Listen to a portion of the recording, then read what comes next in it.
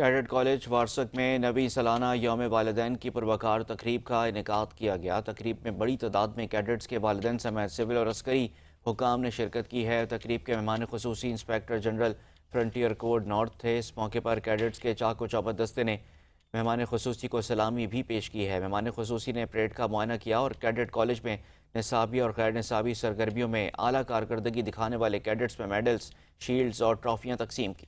تقریب سے خطاب کرتے ہوئے IGFC میجر جنرل انجم ریاض نے کہا کہ طلبہ کو دور جدید کے تقاضوں کے مطابق تکنیکی تعلیم پر توجہ دینی چاہیے اور مثبت انداز میں اس کے استعمال سے ملک و قوم کی خدمت کرنی چاہیے۔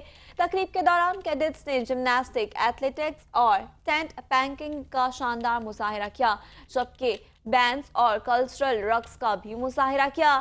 کیڈٹ کالج وارسک کا قیام 2009 میں عمل میں آیا۔ اس ادارے میں خیبر پختونخوا بشمول قبائلی اضلاع سے بڑی تعداد میں طلبہ مستفید ہو رہے ہیں۔